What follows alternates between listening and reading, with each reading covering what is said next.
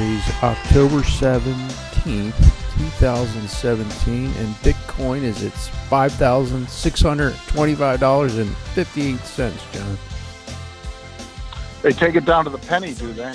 Yeah, but I'm going to start off every show with the price of Bitcoin. Yeah, who cares where the Dow and DAX and CAC 40 are? Let's talk about Bitcoin. Sure. Well, you know how it is. When you're a Bitcoin millionaire, you got to keep up on these things. You track. I got to get into the. You better have that. Keep that private key very private, my friend. People will be hacking you to get at that money. Oh, that's right. I forgot. Just like the that book we read, Kingpin. Yeah, that's right. Would he lose like $80,000 one day, which would be equivalent to whatever now? So. Yeah, in Bitcoin, 80,000 in Bitcoin 5 years ago. What would that be worth today? Oh, let me see. So it went from 100 to now 5,600. Okay, that's where you are, folks. That poor bastard's in jail. Multiply 56 times 80,000. That's what he lost in today's dollar. Hey, I saw a cute story on Axios today. Peter.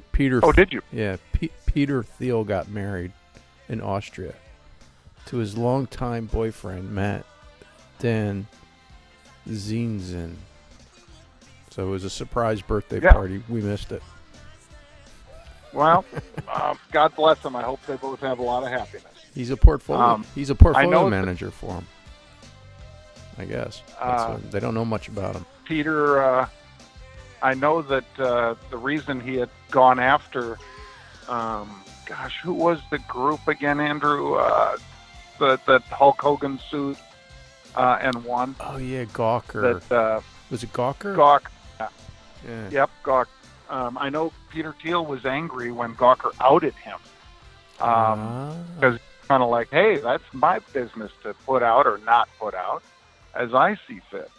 Obviously, when you've got Peter Thiel money, you don't have to worry so much about what people think, but you might want to, still hold some of your personal things a little closer, hold those cards a little closer to your vest. I don't blame him. But I thought that, he funded Hogan's run at Gawker, and Hogan ultimately won and bankrupted Gawker. And I'm sure that was sweet revenge for Peter Thiel. So I'm sure they've got plenty of reason to celebrate on the honeymoon. Yeah. And then there was a quote here. It was his 50th birthday party.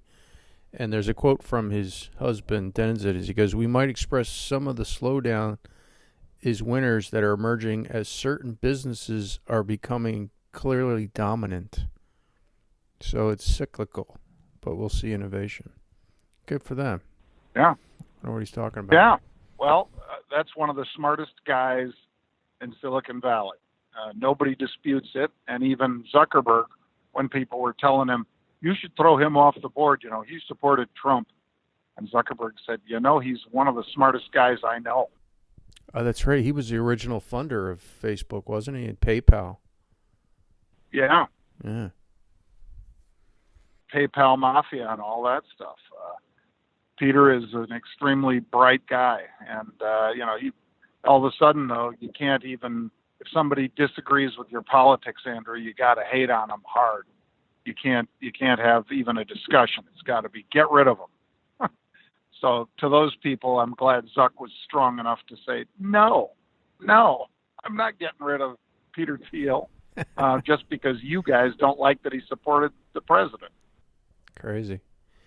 So I see you got a big little, not argument, but a opinionated discussion on halftime with the judge. I guess he asked you about the Packers or something.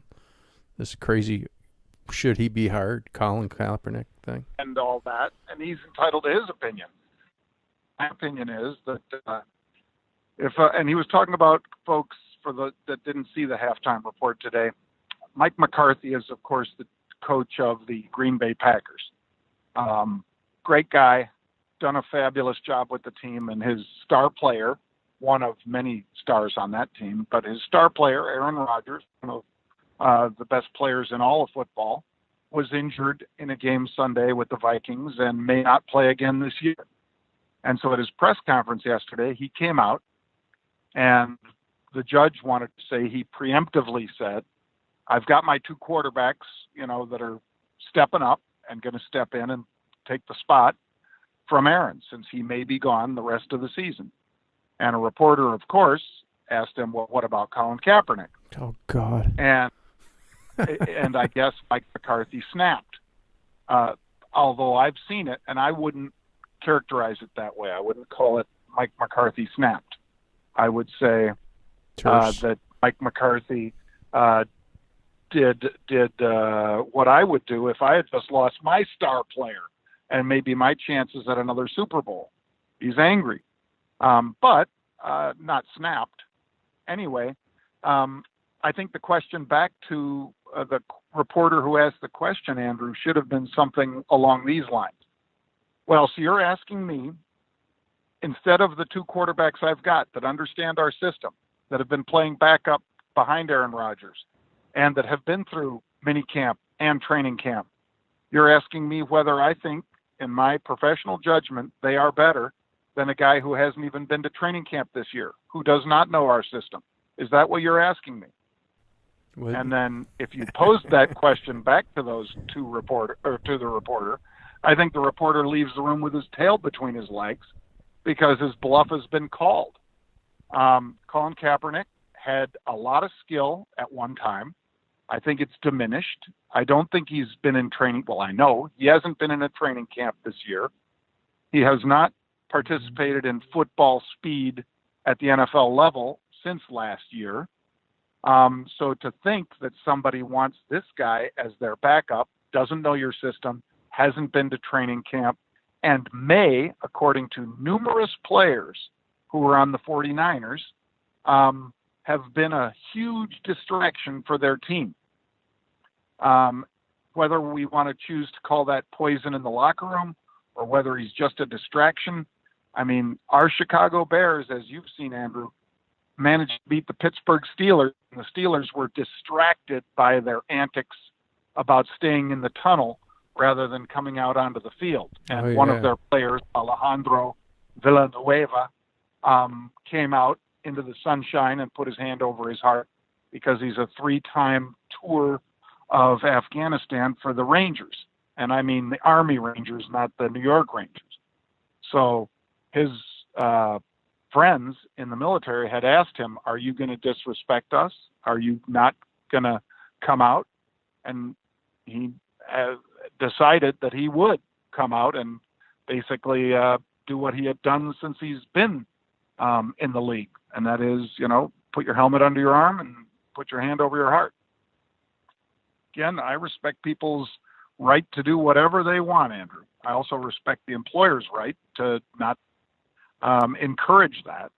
And we'll see how it plays out. But I don't know that this is so much about Colin Kaepernick's skill as a football player as it is that he doesn't have the greatest resume in the last year. They were 1-10 last year before they released him. And he doesn't know anybody's system except the 49ers. And he has not practiced. So why would somebody think that people, even if he had better skills, that he would be a better replacement for anybody on the Green Bay Packers than the two people they have?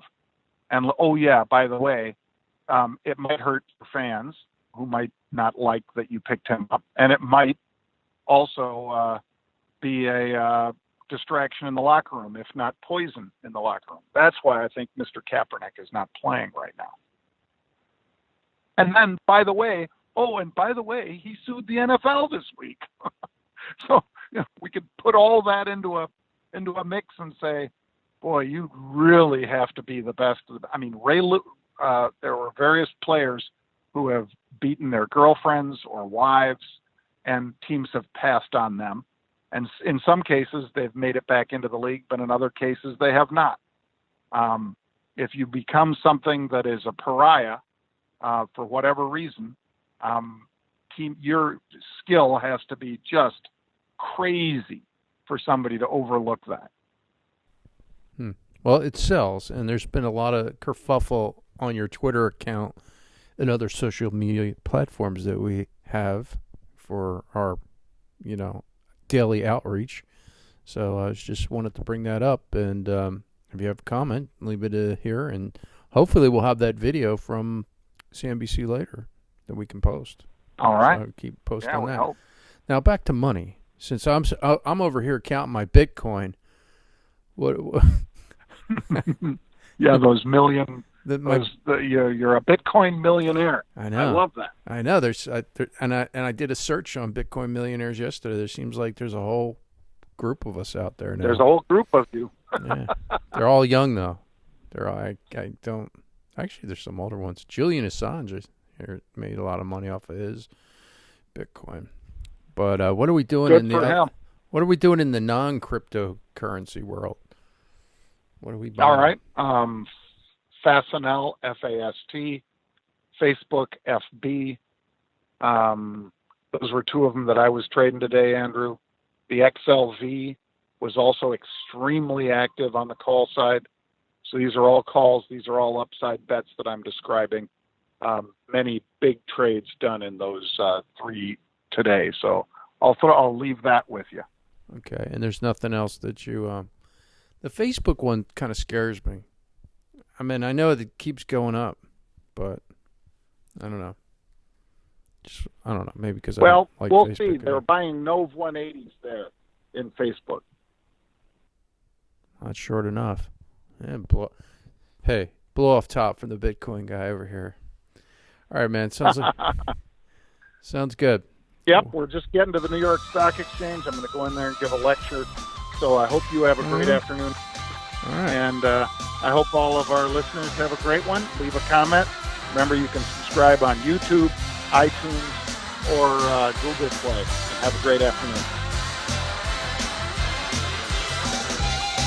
Thanks, Andrew. Bye.